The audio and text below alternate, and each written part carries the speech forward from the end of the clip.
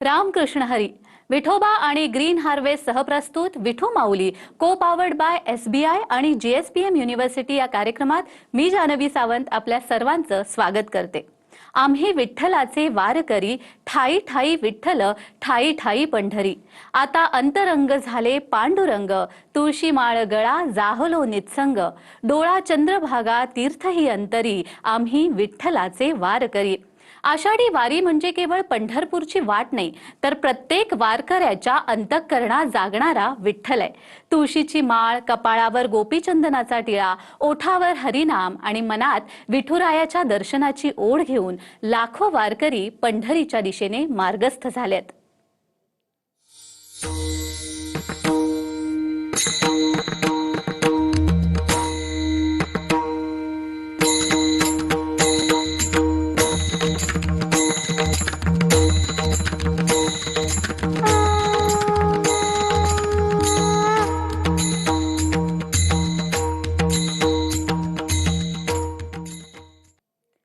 विठू माऊलिये हाची वर देई, संचरोनी राही हृदया माझी.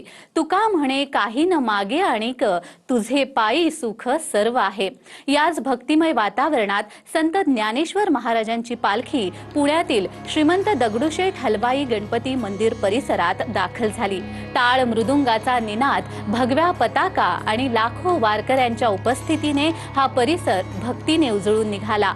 या अविस्मरणीय क्षणाची काही विहंगम दृश्य ड्रोन कॅमेऱ्यात कैद झाली आहेत. श्रद्धा, परंपरा आणि भक्तीचा अद्भुत संगम अनुभवायला लावणारी ही खास दृश्य फक्त TV9 मराठीच्या प्रेक्षकांसाठी.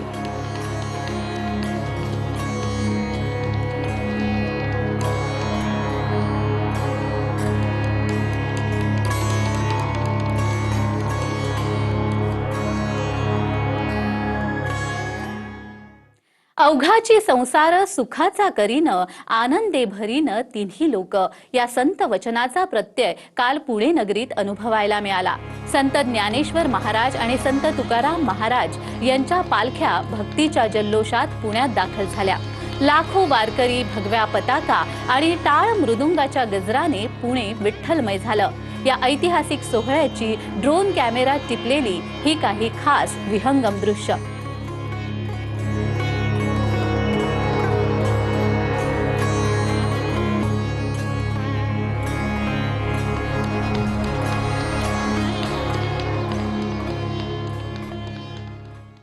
इंद्रायणी काठी देवाची आळंदी, लागली समाधी ज्ञानेशाची.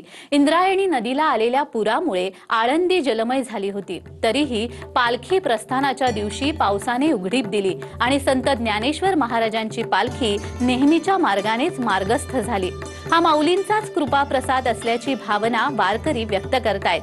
पालखीचा हा अखंड प्रवास असाच निर्विघ्न सुरू राहू दे अशी प्रार्थना करत वारकरी आणि पालखीच्या दर्शनाला आलेले भक्त विठुरायाकडे साकडं घालत होते.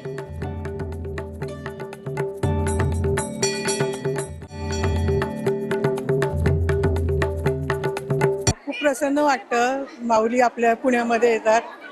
वातावरण सगळं आनंदीमय होतं, भक्तिमय होतं. आलोय 6 वाजल्यापासून आलोय. काय माऊलीला काय मागणं मग? काय माऊली नाही मागायचं, हातपाय चांगलं ठेव, इंजेक्शन घेतो आणि बाकी काय नको आम्हाला. माऊली मिळाला आम्हाला सगळं बदल. आणि परवा माऊलींनी चमत्कारच घडवला. एवढा 8 दिवस पाऊस पडला आणि मरकळला पालखी जायची म्हणून त्यांनी मार्ग बदलू दिला नाहीये, त्याच मार्गाने पालखी आली. विठ्ठल विठ्ठल गजर नामाचा, हारे चिंता व्यथा क्षणार्धार्थ. सोड अहंकार, सोड तू संसार, क्षेम दे विठ्ठला डोळे मिटून. या विठ्ठल नामाच्या गजराने अवघी पुण्यनगरी भक्ती रसात न्हाऊन निघाली. संत ज्ञानेश्वर महाराज आणि संत तुकाराम महाराज यांच्या पालख्यांच्या आगमनाने शहरातील प्रत्येक रस्ता, प्रत्येक चौक आणि प्रत्येक मन विठ्ठलमय झालं. याच भक्तिमय वातावरणात TV9 मराठीची LED व्हॅनही वारकऱ्यांच्या सोबतीने वारीचा प्रत्येक क्षण अधिक जवळून अनुभवण्याची संधी देत आहे. शिवाय वारकऱ्यांकडून सादर होत असलेल्या कलेला TV9 कडून आकर्षक भेटवस्तू दिल्या जात आहेत. LED स्क्रीनवर झळकणाऱ्या वारीच्या दृश्यांचा आनंद घेण्यासाठी नागरिक आणि वारकरी उत्स्फूर्त प्रतिसाद देत असून भक्तीचा हा सोहळा अधिक संस्मरणीय ठरत आहे. पंढरीच्या राया पंढरीचा राया वाढ वेळ झाला थवा वैष्णवांचा दारी दर्शनासी आला दर्शनासी आला मोठ्या पंढरीच्या राया वाढ वेळ झाला थवा वैष्णवांचा दारी दर्शनासी आला दर्शनासी आला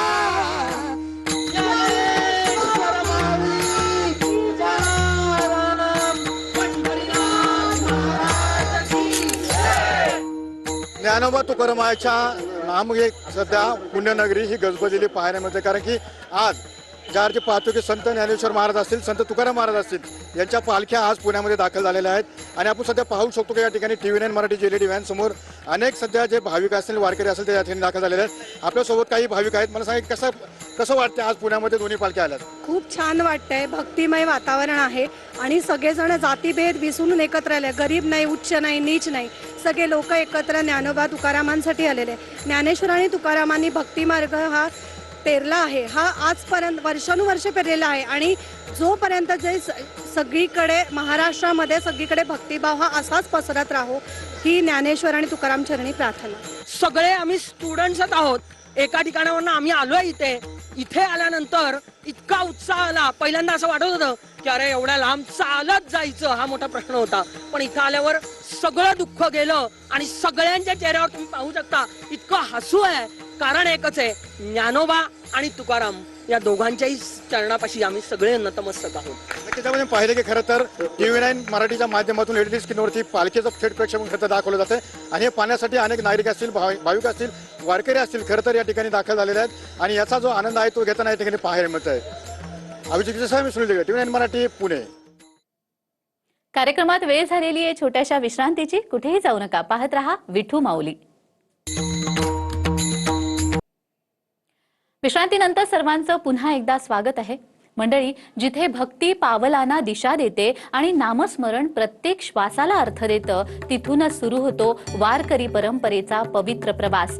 शेगाव येथून पंढरपूरच्या दिशेने मार्गस्थ झालेली श्री संत श्रेष्ठ गजानन महाराजांची 57वी पायी पालखी दिंडी आज परळीमधून अंबेजोगाईकडे भक्तिभावाने प्रस्थान झाली. टाळ मृदुंगाचा निनाद, भगव्या पताकांचा डौल आणि गणगण गणात बोते या जयघोषात सुमारे 700 वारकरी विठ्ठल नामाचा गजर करत पुढे सरकत आहेत. महाराष्ट्रातील अत्यंत शिस्तबद्ध म्हणून ओळखल्या जाणाऱ्या या पालखीचा आजचा मुक्काम अंबेजोगाई येथे असणार आहे.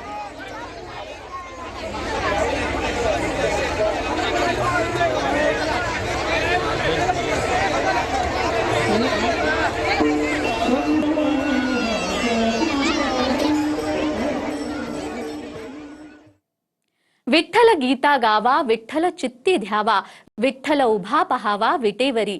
अनाथांचा बंधू विठ्ठल कृपा सिंधू, तोंडी भवबंधू यमपाश. विठ्ठल नामाचा हा अखंड प्रवाह आषाढी एकादशी पर्यंत असाच अविरत सुरू राहणार आहे आणि त्या प्रवाहातील प्रत्येक भावस्पर्शी क्षण आम्ही आपल्या भेटीला घेऊन येत राहू. तोपर्यंत एकच नाम विठ्ठल आणि एकच ध्यास पंढरी. नमस्कार. रामकृष्ण हरी.